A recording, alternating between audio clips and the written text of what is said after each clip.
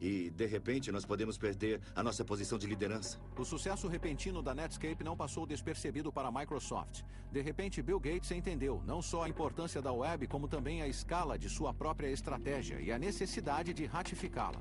Imediatamente. Certa vez, tarde da noite, Gates sentou-se ao seu computador e redigiu um memorando de convocação intitulado A Onda de Maré da Internet. Ele declarou que a web era o desenvolvimento mais importante na computação desde o PC e ele se referiu a Netscape como uma nova concorrente nascida na internet, uma concorrente da Microsoft que deveria ser equiparada e derrotada. Isso significava destruí-la. E houve uma guinada na rota. Todo mundo agora mesmo. Não na semana que vem, nem no mês que vem, mas a partir de amanhã. Deem um jeito de fazer mudanças. Bom, a mensagem de Bill para a empresa era: vamos procurar muitos jeitos novos de travarmos essa nova batalha. Dá para dizer que esse foi o início da Guerra do Navegador.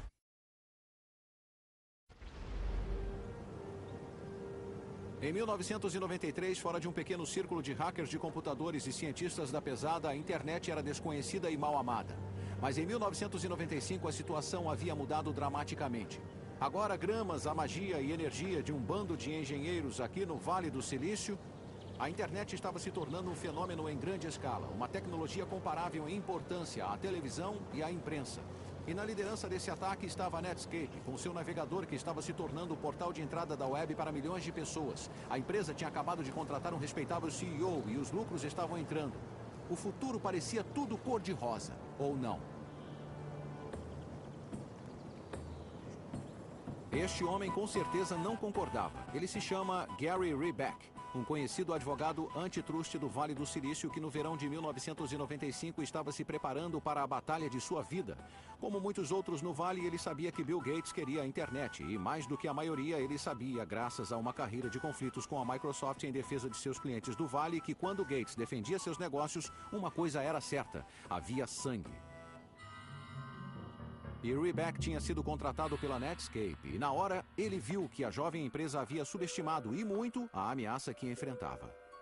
O plano empresarial da Netscape presumia que a Microsoft obedeceria à lei, ou que alguém os forçaria a obedecer à lei, e eu suponho que isso não seja nenhum absurdo. Afinal, quando você abre um negócio, não espera que um concorrente incendeie a sua fábrica.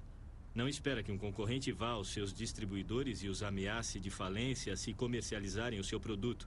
Mas foi exatamente isso que a Microsoft fez.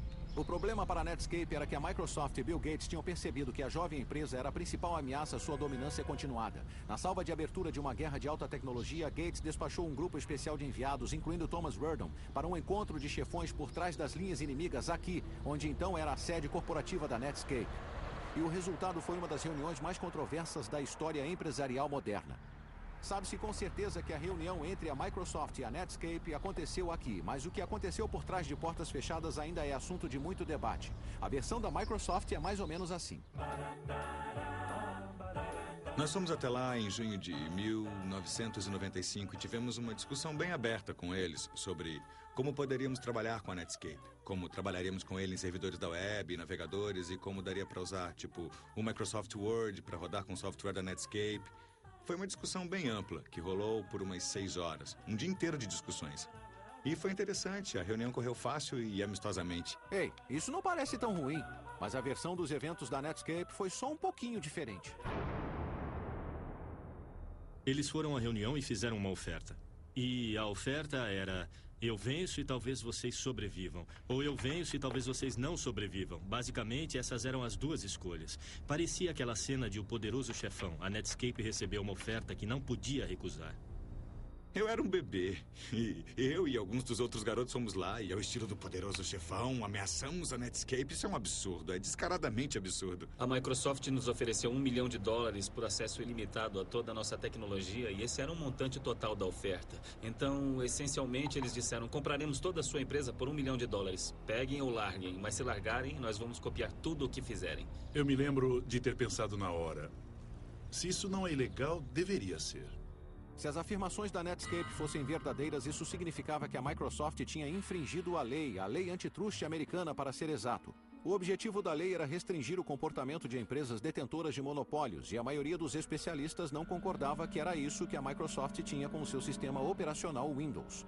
Poucas horas depois da reunião, a Netscape pediu a Gary Reback que alertasse o Departamento de Justiça americano sobre o ocorrido e começasse a estabelecer as bases para um processo contra a Microsoft.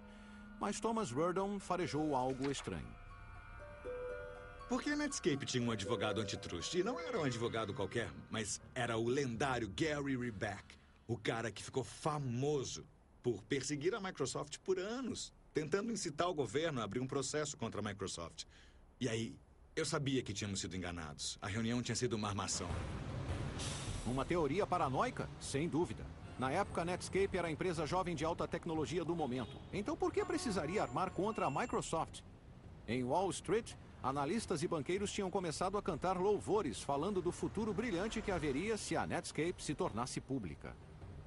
Analisei as projeções para a Netscape e me dei conta de que havia uma chance dela se tornar a empresa de software de crescimento mais rápido do mundo. Jim Clark começa a socar a mesa e dizer: temos que abrir o capital da empresa e temos que abrir agora mesmo. E todos na sala ficaram dizendo: sério? Tem certeza? Praticamente dava para prever que teríamos entre 60 e 80 milhões em faturamento naquele ano. Espera um pouco aí. Só um minuto, vamos pensar nisso. Antes da Netscape, a regra real em Wall Street era que uma empresa precisava de pelo menos 1 ano, de preferência 2, de crescimento estável nos lucros antes de sequer pensar em se tornar pública. Mas a Netscape, em agosto de 1995, só existia há 1 ano. Não tinha nem um centavo de faturamento e não fazia a mínima ideia de como obtê-lo. E como Jim Clark me contou, o motivo pelo qual ela queria ir a público tão rápido era porque precisava de uma sorte gigantesca para construir o maior iate computadorizado do mundo. Então, sob essas circunstâncias, abrir o capital era uma loucura da Netscape, certo?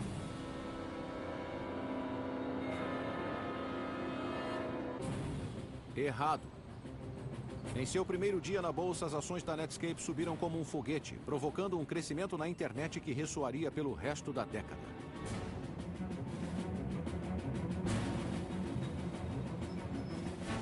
Eu estava no meio do pregão e fui falar com o nosso representante, David Slane, e com o Matt da Solda, que administrava os nossos investimentos. Ele parou na minha frente e impediu que eu chegasse perto do Dave e eu perguntei: o que é que está havendo? E ele disse: estamos com um volume enorme de negociação de ações e o Dave precisa se concentrar ao máximo. E começamos a ver a maior negociação inaugural de ações e a maior valorização de todas. E a gente pensou: puxa, as pessoas gostam mesmo da gente. A internet passou do nada à maior história a chegar à mídia e à consciência do consumidor em toda a história. E então, naquele momento, a atenção que nós recebemos caiu fora da escala. Eu tinha investido 5 milhões na empresa. E no final daquele dia, naquele pregão, eu faturei 663 milhões.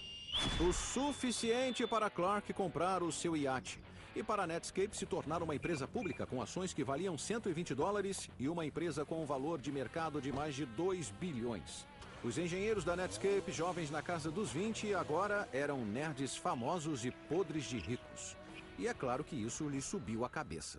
E no alto de suas viagens, eles começaram a pensar que eram invencíveis. Eles até tratavam os seus aliados com arrogante indiferença. E os seus inimigos? Havia um em especial. Eles violaram uma das regras mais sagradas do Vale do Silício. Não faça sombra no gigante. Nos dias em que ninguém mandaria a Microsoft se catar, lá ia Marc Andreessen à imprensa, repetidamente desdenhando a empresa. Marc Andreessen deixou muito claro, em muitas ocasiões, que ele não achava a Microsoft grande coisa, não achava que o software da Microsoft era de qualidade e achava que o Windows estava morto. O Windows será um conjunto de drivers de dispositivos mal depurados. Essa é uma das suas declarações mais notáveis. Um conjunto de drivers de dispositivos mal depurados? O que isso quer dizer? Para as pessoas que falam a nossa língua como você e eu, não parece tão ruim. Mas se você é engenheiro, o tipo de pessoa que fala geek, o comentário de Marc Andreessen foi o equivalente a xingar a mãe de Bill Gates.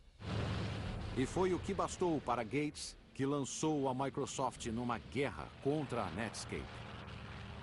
Para os criadores do Windows, que estão entre alguns dos melhores programadores do mundo, ter o seu bebê chamado de um conjunto de drivers de dispositivos mal depurados era enfurecedor. E isso era um insulto. E isso foi a sua motivação.